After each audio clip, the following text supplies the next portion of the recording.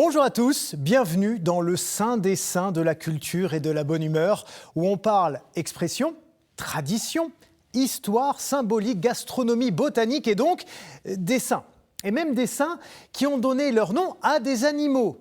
Est-ce que vous me voyez venir là? Peut-être. Alors, c'est pas le chien de Saint-Hubert. Non, ça on l'a programmé pour plus tard.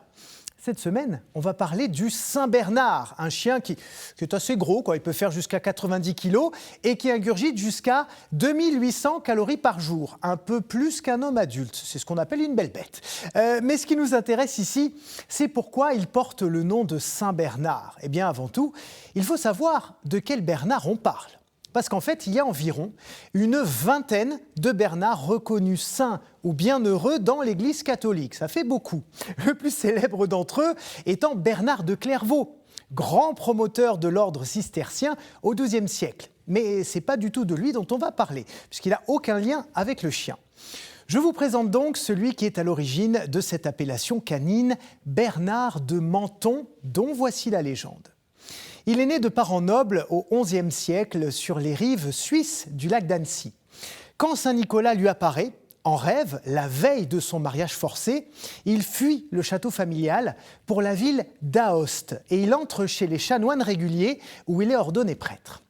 Il faut savoir qu'à cette époque, dans les Alpes suisses, la religiosité est un peu particulière, dirons-nous. Les cultes des villageois sont un mix entre des superstitions locales et la liturgie chrétienne. Et c'est Bernard qui est chargé d'aller rétablir les choses. Plus tard, il est nommé archidiacre d'Aoste et reçoit la responsabilité d'accueillir les marchands, les pèlerins et tous les voyageurs qui franchissent les Alpes. Et Bernard écoute le récit de toutes leurs mésaventures. La marche harassante, le froid, la faim, les brigands qui les attaquent sur le chemin, avec des avalanches aussi parfois. Et c'est là qu'il décide d'agir. Il fait construire 2 hospices sur 2 cols particulièrement dangereux des Alpes suisses, le Grand et le Petit Saint-Bernard. Puis il y établit une congrégation religieuse chargée d'accueillir les voyageurs et d'en prendre soin. Voilà, ça c'est pour l'œuvre de Bernard, mais quid du chien dans tout ça? Eh bien c'est assez simple. Il a pris le nom du fondateur de ces hospices, puisque c'est tout là-haut, dans les Alpes suisses, que cette race est apparue. En fait, vers 1670, de riches familles helvètes offrent de gros chiens de montagne aux religieux de l'hospice, qui s'en servent d'abord pour sécuriser les lieux. Et petit à petit, les chanoines développent un élevage, et c'est le croisement de différentes races qui fait naître ce fameux chien du Saint-Bernard. Ça, c'est son nom originel, qu'on connaît aujourd'hui sous le seul diminutif Saint-Bernard.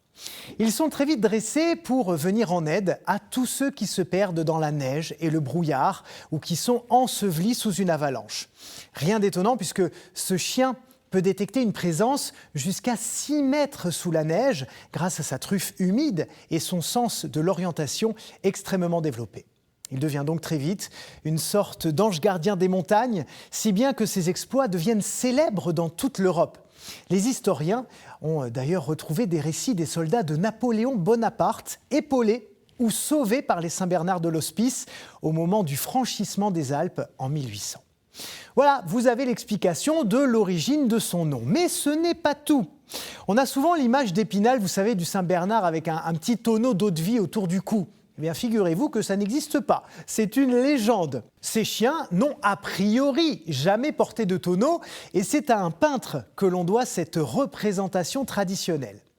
En 1820, Edwin Landseer réalise ce tableau en s'inspirant des fameux récits des soldats de Napoléon et des religieux qui vivent dans l'hospice. Les Saint-Bernard aidaient effectivement les chanoines à porter des vivres et parfois du vin sur les chemins de montagne. Mais ce n'était jamais le cas à l'occasion de missions de sauvetage dans les avalanches. Un tel dispositif était bien sûr trop encombrant pour évoluer dans la neige, même pour un Saint-Bernard. Et finalement, quand même, c'est cette image qui est restée, même si elle n'est qu'une extrapolation artistique. Ça y est, vous savez tout. Merci de nous avoir suivis et à la semaine prochaine pour de nouvelles aventures. Au revoir.